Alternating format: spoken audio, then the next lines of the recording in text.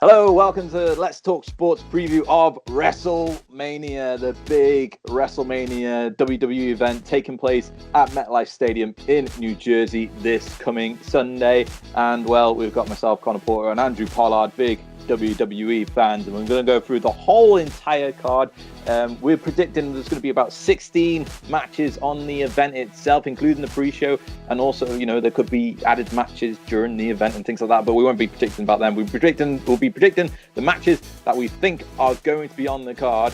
That includes as well the Revival versus Kurt Hawkins and Zack Ryder, which currently hasn't been confirmed yet as recording, but we expect it to be confirmed by the weekend. Yeah. Yes, there was a lot to get out, and there's going to be a lot of predictions to get out as well. Andy, we're going to start off with the pre-show, starting off with the Andre the Giant Battle Royale. The main thing going into this one is Braun Strowman versus the SNL host that only Americans know about. Basically, Andy, is Braun Strowman going to be winning this match? Yes. In a nutshell, yes. I'd love to say Tyler Breeze. I'd love to see it come down to Bobby Roode and Chad Gable. But yeah, it's a match that's purely it's there for Braun Strowman to win and do something at WrestleMania and get some attention, some mainstream media attention in the States for him as well, with Colin Jost and Michael Shea. Yeah, it is what it is. It's hopefully it'll be short. That's all I'm thinking, hoping. Yeah, I'm hoping as well that they don't overgo the celebrity status of the SNL host too much in the match and actually show proper wrestling. I have hopes for Andrade and maybe a bit of Lars Sullivan because it's been creeping around and things like that. But I think the direction is going to be Braun Strowman, so I'm going to have to go with Braun Strowman as well to win the match. Flipping over to the women's WrestleMania Battle Royale, the second annual of that one, the likes of Asuka are now in it after losing the SmackDown Women's Championship. Mandy Rose and Lacey Evans are highly tipped. Who have you gone for, Andy? On that one, I think whereas Braun Strowman is kind of almost too obvious, I think Asuka's too obvious, but I'm still going to stick with Braun. And I don't know, I think the way that it's going to pan out, the landscape, I'm going left field and I'm going to go Ruby Riott. I think it's, looking at the card, you need some heels to go over. You need some heel victories, and I think the way they positioned Asuka, it was basically it would be like saying Apollo Crews is going to win the men's battle royal, the Andre the Giant, after what they did on Raw, where he was dominant. I think it's too obvious almost with Asuka, even though she deserves a lot better than the women's battle royal. But no, I'm going to go Ruby Riott, just for giggles. Just for giggles, I have tips on Mandy Rose or Lacey Evans because I think they're going to be highly pushed on SmackDown over the next year. I'm actually going to go for Lacey Evans, but I wouldn't be surprised either if Nikki Cross gets away in the match as well because she's been looking pretty decent recently as well. So I wouldn't be surprised about that. And then the last match on the pre-show before the big hoorah as the official WrestleMania event. Buddy Murphy versus Tony Nese for the Cruiserweight Championship. I don't see anyone else other than Buddy Murphy getting the win in this one for me, Andy. See, I disagree on that. I think Buddy Murphy's been absolutely brilliant over the last 9 months or so since he went to 205 Live. He's been phenomenal. No trademarks intended there on AJ Styles, but he's been absolutely brilliant. But I think it's kind of reached its cycle. It's the end of a cycle where you're thinking, right, new guy, this is your moment, go with Tony Nese, new champ. And that just basically frees up Buddy Murphy to go to SmackDown, to go to Raw when the upcoming draft happens. And if I say he's too talented for 205 Live, that sounds like I'm disrespecting the guys on 205 Live. They're brilliant. It's just the way that WWE views that show. It's a tadpole for them sort of thing. Where I think Buddy Murphy deserves to be showcased on a bigger stage, which is Raw or SmackDown. And to do that, I think he has to drop the belt here to Tony Nese in what should be hopefully a really good match. Yeah, I definitely think it could be a good match. I agree with your points on Buddy Murphy. But I don't think he needs to drop the Cruiserweight title for that to happen yet. But we shall wait and see. Moving on to the main card, and in no particular order, these matches, we're just going to go through them as we have them on our list. Starting off with Miz versus Shane. Of course, all spilling over after the two so-called bests in the world tag team lost their tag team titles, and it all kind of went pear-shaped after that for them as a tag team. Who have you got for this one, Andy? I've got Miz.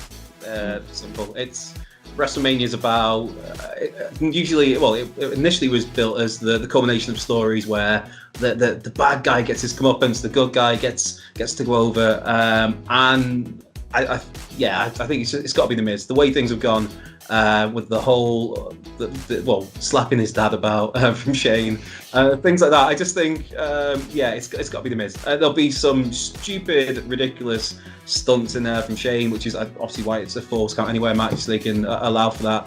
But yeah, I think at the end of the day it'll be Mike Mizanin giving it the getting a W, as they say.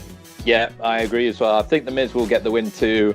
Also keeping in mind the fact that Maurice has got a second baby on the way too as well, so he might be taking some time off soon. So he could see Shane win in that kind of sense in order to write him off TV, but I think it might be a bit too early for that to happen. Maybe that happened a bit further down the line. They could. Shane could always bring in some heavies like he's been doing with Sanity for the last 2 weeks on TV.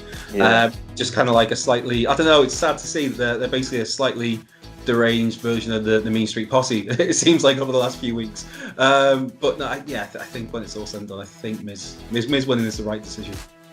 All right, let's move on to AJ Styles versus Randy Orton. I actually read a report online from Mr. Dave Meltzer that he thinks this is going to be the start of a feud between these two, and not necessarily like other matches on this card where it's the end of a feud, really. So with that in mind, Andy, I'm actually going to go for Orton to win this one, because usually, they have the heel to start off and then to win, and then you have the babyface gets one back, and then you have your rubber match to decide how the feud ends. And I think for me, Orton is much more the villainous character in this feud, so I'm going to go for Orton to win this one and have that RKO from out of nowhere moment at WrestleMania that he usually does. Well, they kind of did that on SmackDown. That was the end of their segment where they had the Kevin Owens talk show, the Kevin Owens show, and that ended with that. If you're going to do an RKO out of nowhere with those two, the way you do it would be the flying forearm caught into the RKO. And they've done that already. They've spent that chip, and it's like, right. But still, regardless of that, I do have Randy Orton down to win on this. Whether it's a start of a feud, whether it's not, I think you need. Again, I touched on it. There's going to be you've got to balance the card out of it, and I think this is AJ's Teflon. AJ can afford to lose. Orton can afford to lose, but I think you need some heels to win. I think this is it, and it could be a great match because. For all the the accusations of being lazy Randy Orton's had over the years, when he is motivated, when he's feeling something, he's so smooth, he's ridiculous. So I think it'll be a really good match, and I think Randy will win. And if Mr. Tuna Meltzer, Dave Meltzer, is right, and this is the start of a feud, then that could be something great to go over the summer.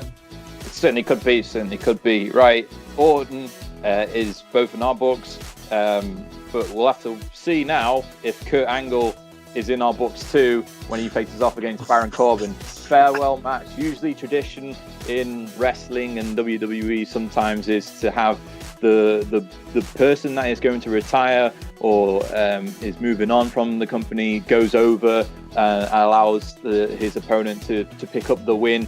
But this is Baron Corbin. No one really likes Baron Corbin really that much. But what are you going to go for, Andy, in this one? I think it's one of those. It's torn. I think it's going to be a Corbin win. I'd love for it to be an Angle victory and he gets his big moment. And I mean, he'll still get a moment. He'll get a stand ovation, I'm sure, when the match finishes, regardless of the outcome. And we're still, everybody now, we're days away from WrestleMania when we're recording this, and everyone now still has that slight slither of hope that is John Cena going to be in this match somehow? Is John Cena going to replace Baron Corbin? But I think Corbin's going to go over. Maybe there's some sort of post-match shenanigans with Cena turning up to do something with Angle, because from all reports, Cena's already in New Jersey, ready for WrestleMania to do something. And this is one of the possibilities. But no, sadly, I think Baron Corbin's going to go over in this. He's going to get the victory.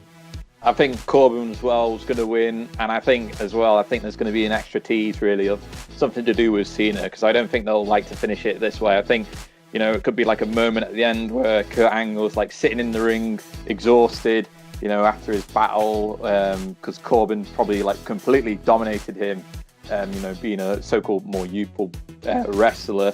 And then, we hear Cena's music, and then he goes, "You can't go out like that. You can't be going out like that on your back, exhausted and, defeated like that. We're going to have one more bout, me and you, right now." And then, they go into like a proper classic match between the two. Buckerman, Conor Porter. Yeah, yes. no. I'd love to see it, but I think if it's going to be one-sided, I think it's Angle wins. I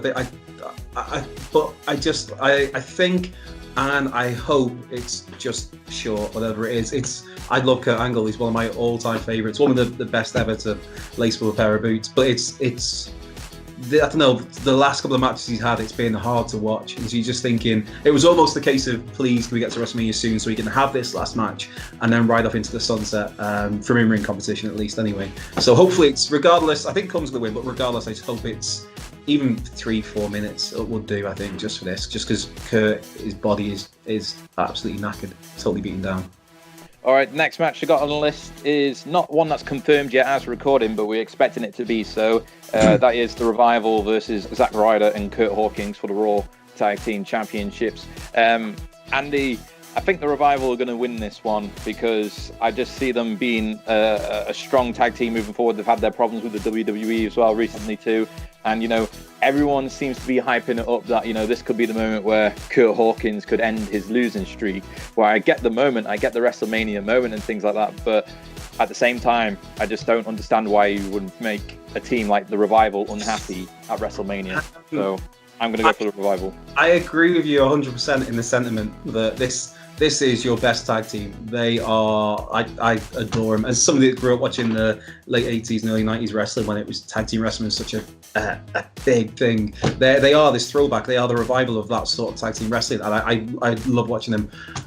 But I think that what you've said there about the moment to break Kurt Hawkins' losing streak, I've got this horrible feeling that that's what's going to happen. Like when Zack Ryder won the IC title in that ladder match when nobody expected it. He lost it the next night to that Miz. Happened. Funny enough, that happened 3 years today.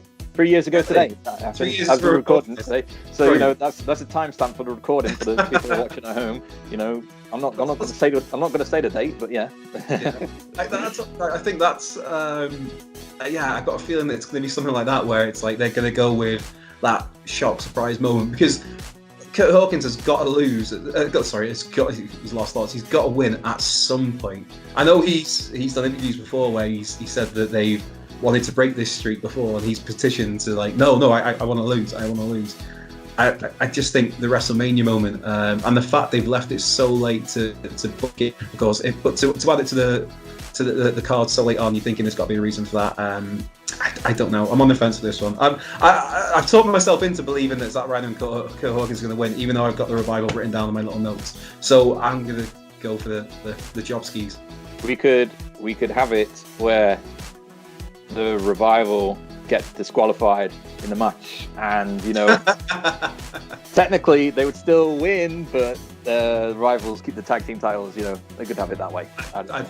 I'm thinking maybe they get their moment, Hawkins and Ryder. They have the surprise, the supposed feel-good moment, and then maybe the next night on Raw, the Revival just decimates him in a rematch and wins the titles back, like what happened to Ryder when he lost the title, the IC title, to the Miz after WrestleMania. What was it, 32? I feel like this bizarrely, this is the match we've talked about the most now. So yeah, let's move on from that. I've sadly talked myself into thinking the Revival are going to lose.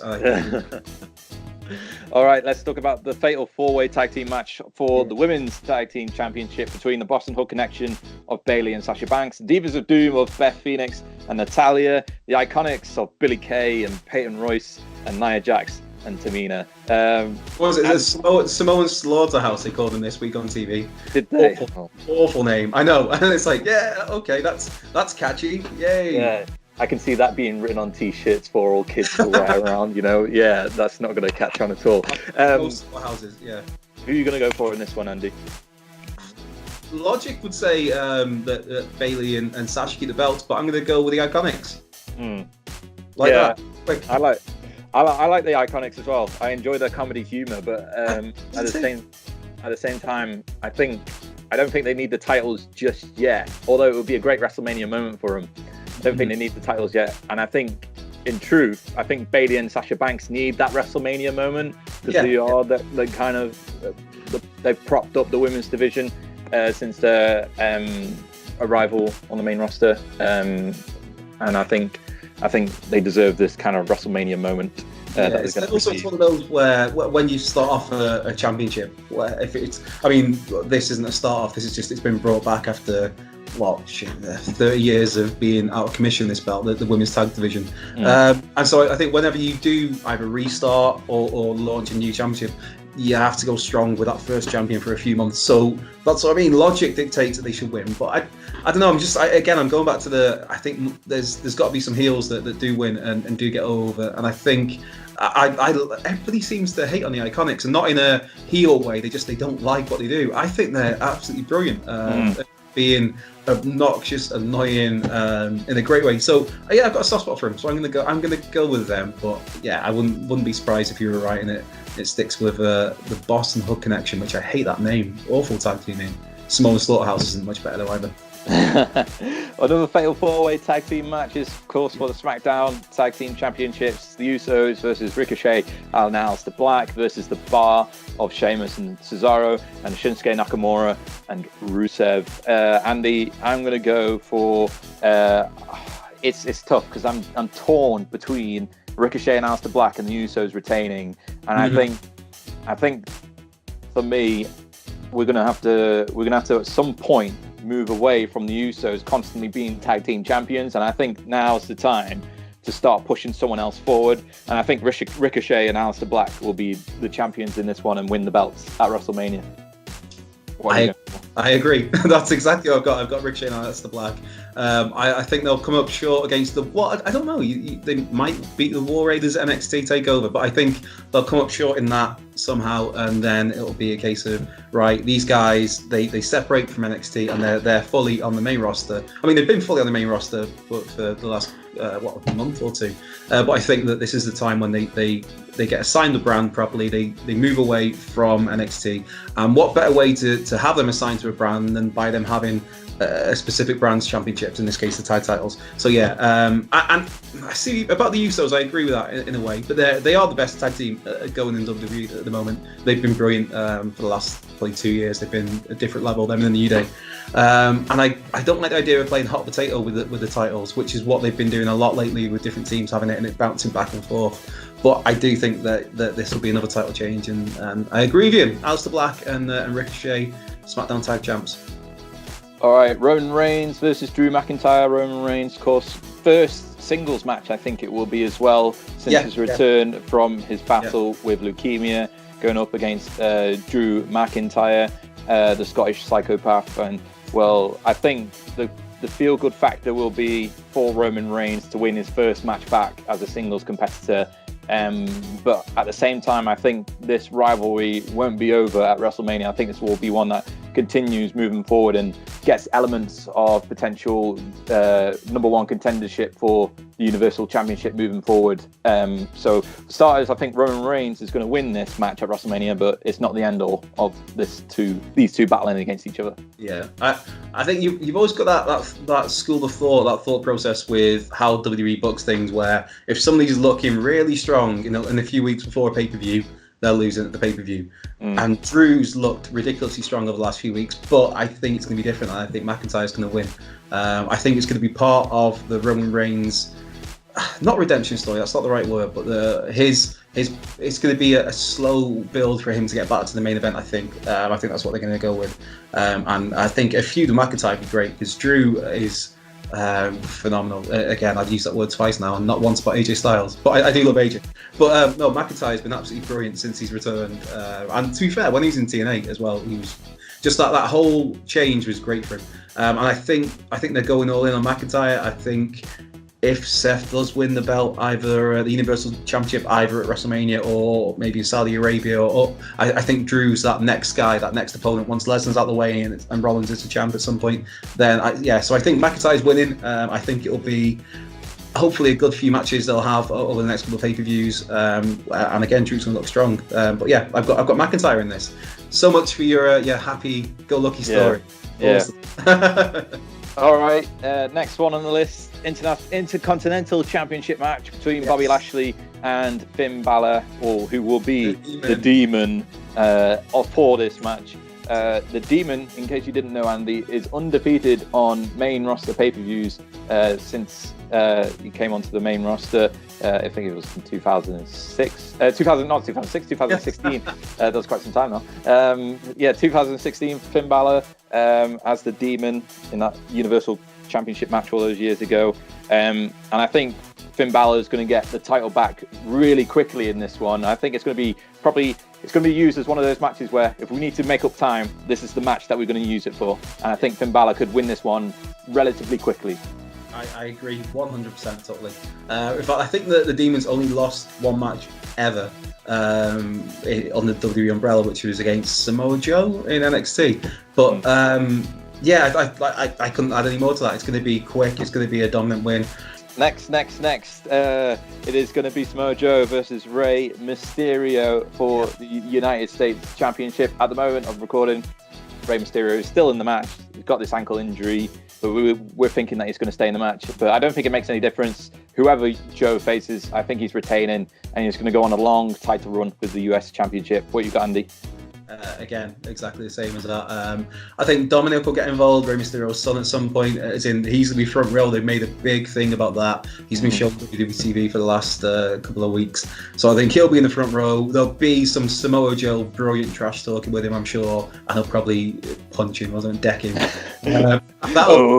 Dominic! No, I love Eddie Guerrero, but that was that whole feud over the custody of Dominic. Awful. I think Joe retains. I think it'll be if Rey's is fit and up to 100%. I think it should be. It's one of those where it's got the potential to be a show stealer sort of thing. And I like you. I hope what you're saying is right, and that we get a long Samoa Joe title reign as a US champ, and then eventually somewhere down the line we get that Cena match for him as well. Triple H versus Batista, no holds barred match. If Triple H loses as well, he must retire from in-ring competition. Oh no, the consequences are dire. Oh my goodness. Triple H is winning. Yeah, I agree. If there was any slight doubt about the result, as soon as they announced that stipulation where Triple H has to retire if he loses, it's like, right, okay, well, Dave's losing, definitely now. It was just like